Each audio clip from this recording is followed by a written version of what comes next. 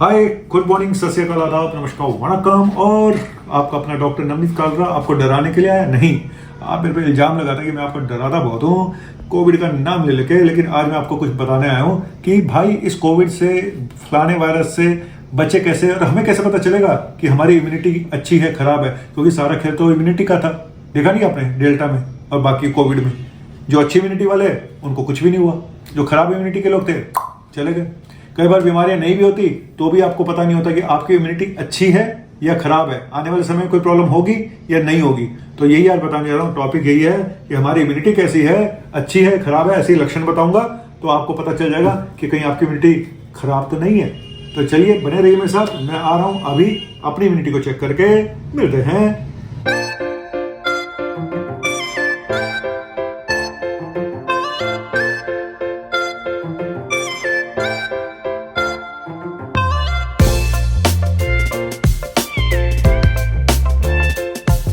तो चलिए दोस्तों, बताता हूँ आपको क्या ये लक्षण है।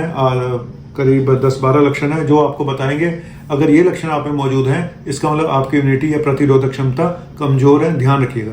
और अगले वीडियो में बताऊंगा कि कैसे इसको इम्प्रूव किया जाए इम्यूनिटी को, और कौन कौन से ऐसी चीजें हैं जिससे हम कर सकते हैं, और खाने में क्या ऐसा है कि जो फूड्स आपकी इम्यूनिटी को बढ़ा सकते हैं।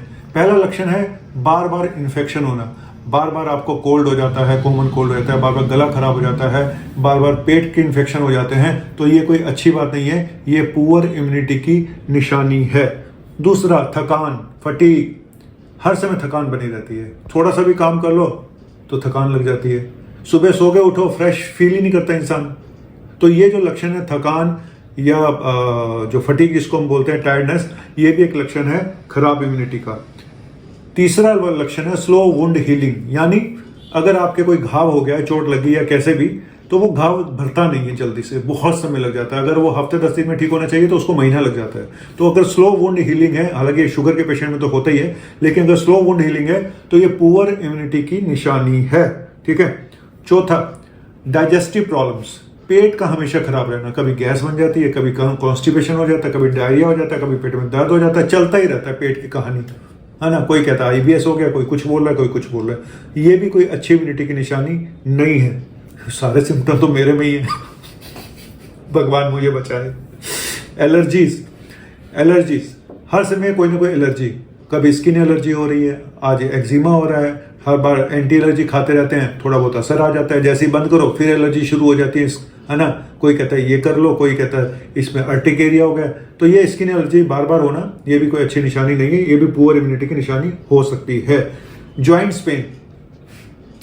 पेन यानी जोड़ों का दर्द हो जाना, कभी इधर दर्द है, कभी दूसरे जोड़ में दर्द है, साथ में मसल पेन भी हो रहे हैं, है ना। तो ये अगर परसिस्ट कर रहे हैं जॉइंट्स पेन, तो ये भी एक पुअर इम्यूनिटी की निशानी हो सकती है। और हो सकता है कोई आपको immune related disorder, rheumatoid arthritis ही ना हो गई हो, लेकिन फिर भी जॉइंट्स पेन अगर बार बार हो रहे हैं तो ये भी कोई अच्छी निशानी नहीं है। और हेयर लॉस, बालों का झड़ना, और बालों का झड़ना भी स्पेशली पैची हेयर लॉस, जहाँ पे पैच बन जाते हैं, एक स्पेसिफिक एरिया में बाल झड़ रहे हैं। ठीक है। तो वैसे मेरे तो वैसे गंजे हो गए, मेरा क्या, बड्डे लोग बड्डी गल्ला, तो बूढ़े हो गए, है ना। तो ये बाल एज के हिसाब से तो वैसे भी कम हो जाते हैं, वो एक अलग चीज़ है। माउथ अल्सर, एप्थस अल्सर, मुंह में छाले पड़ जाना, बार बार छाले पड़ते हैं, डॉक्टर के पास जाते हैं, वो कहता है विटामिन खाओ, ये खाओ, वो खाओ, थोड़ा बहुत आराम पड़ता है, दूसरे हफ्ते फिर शुरू हो जाते हैं। तो माउथ अल्सर का होना भी, बार बार बनना, ये भी पुअर इम्यूनिटी की निशानी है। हाथ पैर ठंडे रहते हैं, मेरे हाथ पैर बड़े ठंडे रहते हैं डॉक्टर साहब, ये कंप्लेंट बड़े पेशेंट करते हैं। तो ब्लड सर्कुलेशन पुअर होना और पुअर इम्यूनिटी की निशानी है हाथ पैरों का ठंडा रहना, cold hands and feet. Diarrhoea, अगर आपको 2-3 हफ्ते से ज़्यादा डायरिया हो रहा है, बार बार लूज मोशन आ रहे हैं, तो ये भी कोई अच्छी बात नहीं है, जाके टेस्ट कराइए, और ये भी पुअर इम्यूनिटी की निशानी है।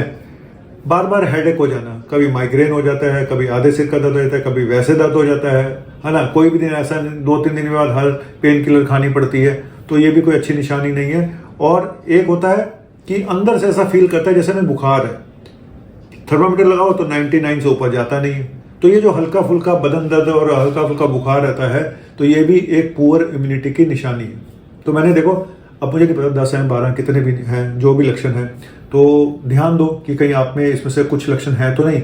एक आधा लक्षण होना तो कोई देखो वो बड़ी बात नहीं है, लेकिन कई लक्षण इसमें से 3-4 लक्षण आपको हैं, 5 हैं, 6 हैं, तो मुझे ऐसा लगता है 3 से 4 लक्षण अगर आपको इनमें से कुछ हैं तो भैया ये पुअर इम्यूनिटी की निशानी है। मैं तो बोलूँगा 3 भी बहुत ज़्यादा हैं, सच्ची बता रही हूँ। मुझे तो लगता है मेरे 12 के 12 होंगे फिर भी मैं यूट्यूब चैनल चला के आपके सामने बैठा हूँ भाई, कसम उड़ान चल लगी।